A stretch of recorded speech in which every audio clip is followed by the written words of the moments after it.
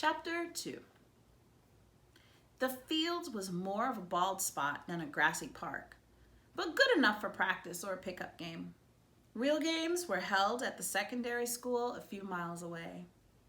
A group of boys warmed up, juggling balls knee to knee or passing to one another. Now that Max and most of his friends were turning 12, they could finally try out for the village team. Santa Maria was crazy for football, and the local team had won the last 2 regional championships. People flooded to their games. This year, the league was sending a new coach to Santa Maria. All eyes would be on him and his players. Chuy waved Max onto the field. "Your hair! What happened?" said Max. Yesterday, Chuy had a mop of curls like Max. Now, it was buzzed close to his scalp. "It was so long my sisters were trying to braid it." Max laughed. He could picture the 3 little girls doing that. Even though they could be annoying, and Chuy complained about them all the time, Max would have loved a baby sister or brother to whom he could tell stories, give piggyback rides, and share secrets. Chuy ran a hand over his shorn head. "Besides, I don't want anyone to confuse you and me." "That will never happen," said Max. Chuy had a broad chest and was solid to the core, an avocado straight from the tree. Max was a pointy blade of agave. "Come on," he herded Max to the field where Ortiz and Guillermo were kicking balls back and forth. "Max," called Ortiz, "come to pay your respects to Ortiz the Great." He liked to remind the boys that he was the son of a councilman, lived in the biggest house in all of Santa Maria, and was older by almost a year. His voice had recently changed and sounded like a man's. He was a head taller than the rest, with thick, muscular legs, and there were wisps of hair already growing above his lip. "The great what?" said Max. "Fanfarron?" All the boys laughed because it was true. He was a braggart. Ortiz shrugged. "If you're the best, you should tell the world." He shook a finger at Max. "You'll see. Let's play." Chuy held up his hands to make an announcement.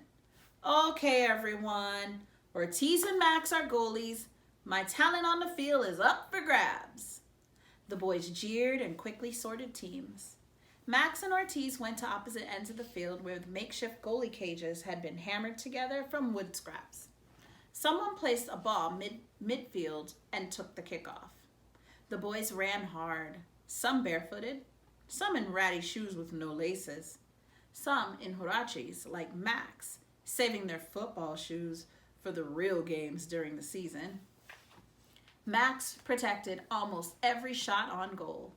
Ortiz missed many of his, but when he did get to the ball, his throws and kicks were long and hard. They played until the sun was low. Then Max, Ortiz, Guy, and Chuy huddled around an old water spigot sticking up from the ground and gulped long drinks. As they headed back toward the bridge together, Ortiz announced, "I have news. My father talked to—" "Shh! Shush!" hissed Guy, spreading his arms out to stop them. He pointed to a tree arching over the road. "Look!" The falcon sat on a branch, chest puffed, preening its feathers. Max kept his voice low. "Female peregrine. I saw it earlier." The bird leaned forward. "She's watching us," whispered Chuy. "She's huge," whispered Ortiz. Max nudged him. "Don't worry, she only eats pigeons." As they inched closer, the falcon opened her wings and lifted in a languid, elegant arc, her yellow legs like 2 spent arrows tucked tightly beneath a fan tail. She sailed toward La Reina Gigante. In a somber voice, Guy said, "She's brought the ghosts of the hidden ones. That's what my brother says." Ortiz smirked. "You'll believe anything." Guy shook his head. "There were hidden ones. Guardians helped them run away from Abismo. Their spirits return on the wings of the peregrine." Max grinned, recalling how he and Chewie used to put on capes and masks and pretend to be los guardianes de los escondidos, the guardians of the hidden ones. He picked up a stick, raised his arm as if holding a sword, and lunged forward. Gooey's right. The hidden ones fled Abismo because of a cruel dictator. The guardians bravely guided them through Santa Maria to safety. Chewie picked up a stick too, and fenced with an imaginary attacker. The guardians wore disguises and were invincible. No matter the danger, they carried on to help those in need. "Stop," said Ortiz. "You're both acting like you're 5 years old. Want to know the real truth?" "That is the truth," said Max. Ortiz shook his head. "My parents said the hidden ones were dangerous. Murderers and thieves, the worst of the worst. Why do you think they were cast out of their own country? You don't see any of them living in Santa Maria, do you? That's because if they'd shown their faces, they would have been driven out of town." Chewie shook his head. "But the guardians were criminals too," said Ortiz. "They broke the law by protecting the hidden ones. If they'd been caught, they would have been arrested and thrown in jail. But what does it matter? That's ancient history. Does anyone want to hear my news about the new coach?" Max and Chewie tossed their sticks aside and crowded close to hear. Okay, said Ortiz. "My father talked to my cousin who manages the football clinics in Santa Ynez and has friends in the league. Our new coach is Hector Cruz." Gooey held up a finger. "Hector Cruz? He's great! When he played pro, he broke the national record for the most goals in a championship game." Gooey may have been the youngest and smallest of the boys, barely old enough to try out for the team this year, but he knew football on and off the field. "Let me finish," said Ortiz. "He has lots of contacts with the higher level teams, so he's a good one to impress. My cousin said Coach Cruz is strict about the league rules. Just to register for tryouts, everybody has to be the right age and prove residence." "What does that mean?" asked Max. "Your address has to be in Santa Maria, and at least one parent has to live with you," said Ortiz. "So kids from other towns can't take spots from us. And you have to prove your birthday so no one older can play in our league. Otherwise, it's not fair." "Remember when we played on the team from Valencia?" said Gooey. "Everyone knew the center forward was an 11. He looked like he was old enough to drive," said Max. Chewie laughed. "Or get married." "But how do we prove it?" asked Max. "Birth certificates," said Ortiz. "Of course, then you have to make the team, and the competition will be tough." They all nodded. "Anyone up for practicing tomorrow?" asked Chewie. "Max, maybe your father can come and give us some pointers." Before Max could agree, Ortiz threw up his arms. "Are you going to let me finish? I was going to tell you that my cousin has empty spots in one of his summer clinics. He said I could come and bring some friends. No tuition either. We would take the bus to Santa Ynez every day during the week until tryouts. Are you guys in?"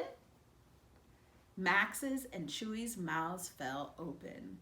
The clinics had the reputation of being skill builders, drills and scrimmages under the watchful eye of coaches all day, 5 days a week.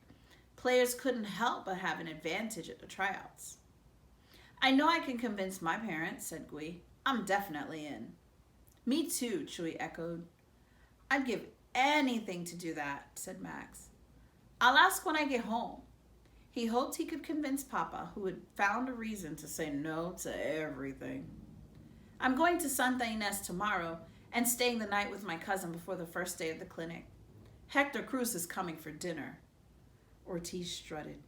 "Always good to know the coach personally, right?